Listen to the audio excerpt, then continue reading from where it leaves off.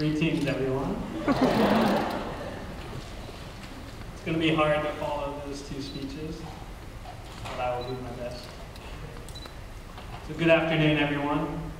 First off, I want to thank my fellow colleagues for selecting me as one of the speakers for this momentous occasion here today. Frankly, I was quite surprised that some people chose me and trusted me to speak to their friends and family. Because I'm a pretty weird and crazy guy. I figured most people chose me because I can be an entertainer and lighten the mood. Dr. T, check that one off. So that is what I hope to achieve today. Now, I don't plan on juggling chainsaws or fire torches, mainly due to the high audience casualty rate in the past with this activity.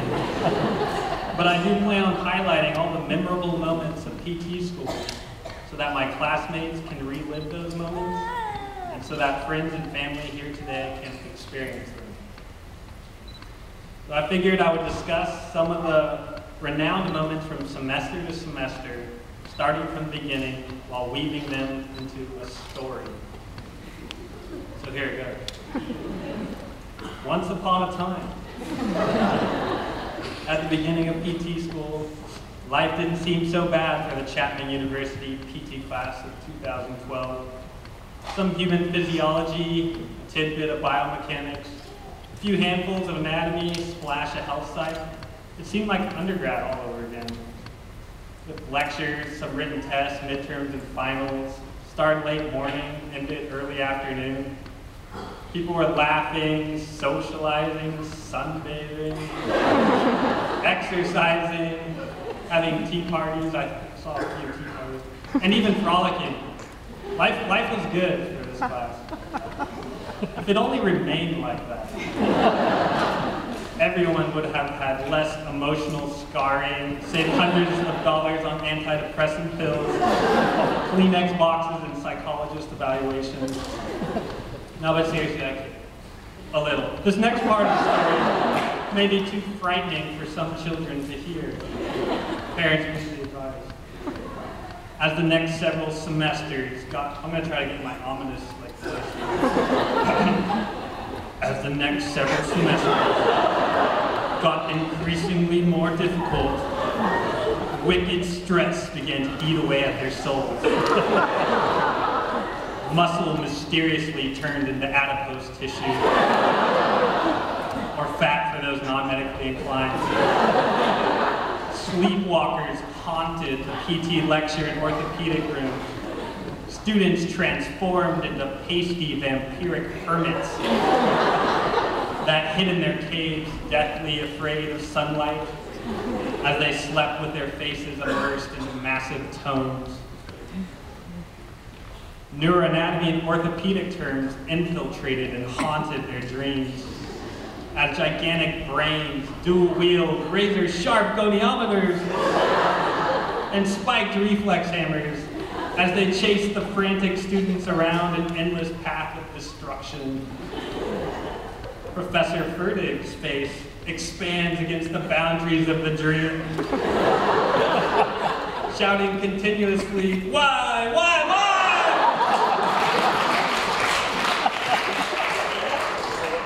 As the students stop, quiver, and cower, covering their ears as the whys permeate their brains and echo in their skulls.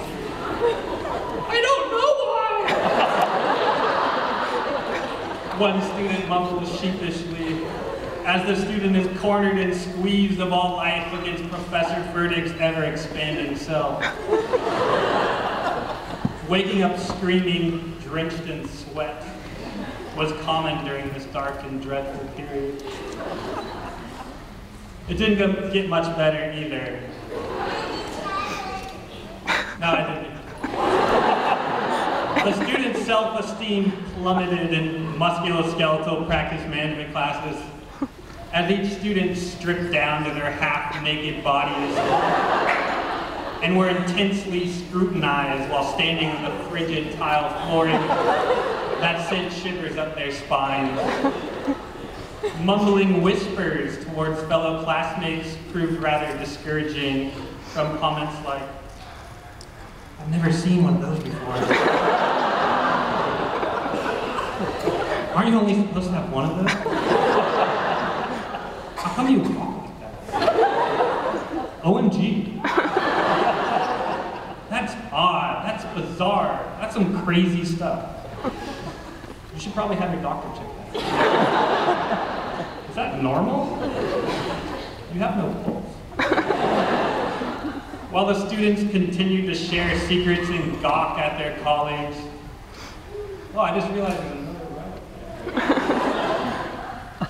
The professors casually patrolled the long, orderly row of students, pacing back and forth, closely examining and critiquing as the students stand hesitantly observing their superiors' judging eyes.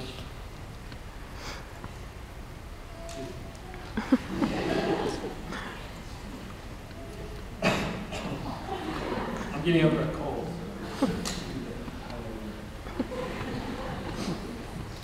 The most asymmetrical of the bunch were the pitiful and unfortunate ones, as the professors summoned them to the front of the class, while they awkwardly and uncomfortably revealed their incongruous musculoskeletal structures. Once happy and oblivious to their uniquely asymmetrical self, are now constantly reminded of their freakishly misshapen forms. I know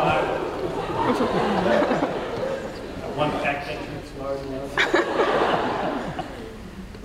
The students became walking zombies, eyes constantly glazed over from insomnia, giving mumbling, disarthric responses to professors' questions, and sluggishly lurching to each class with primitive movement patterns. They had no more energy to think, their gyri were rapidly shrinking, and their neurons misfiring. If it weren't for Watsu, Ayurvedic yoga, aromatic oils, and Remigio hot baths, they would have remained in their hazy stupor. It appeared, though, that the truly magnificent elegance of the aquatic therapy water dance, paired with the endorphin-producing, masochistically driven yoga stretches, the olfactory stimulating aromas, and the protein denaturing hot baths, was everything the class needed to revive themselves. Suddenly, the glaze over their eyes lifted, clarity of their voice improved, and primitive movement patterns became integrated. They were re-energized, not without the help of Dr. G's toothsome cranberry oat bars. Those were very good. Nothing seemed to faze them now, not the smell of pulverized cranial bone dust in the anatomy room, not Dr. Tierney's deathly stare, arms akimbo when coming late to her classroom, not Dr. Gabbard's peculiar chicken coop and honeybee stories, not statistics horribly confusing specificity or sensitivity topic, and not even the strange, ferocious 7.4 earthquake that occurs in our ortho room every 20 minutes or so. These students have been through it all and succeeded while remaining together and working cohesively through all struggles. Now they are all at graduation here today and everyone has made it. On a more serious note, I'm truly thankful for having such a wonderful class of colleagues to work with and befriend. I know that each and every one of you will become an awesome physical therapist in any field you tackle. I hope we can all stay in touch. I, and I'm sure my class would agree, am also very appreciative of the devotion and care that Chapman's PT faculty and staff has given to each and every student. Lastly, I'd like to thank all the friends, parents, and significant others out there for sticking with us and helping to motivate us at the very end.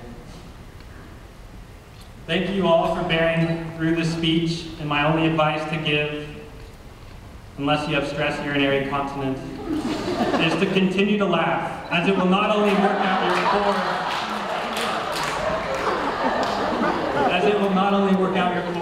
it can also help get you through life's hardest moments. Thank you, best of luck to you all, and a big happy birthday to my pals, Bruce and Paul.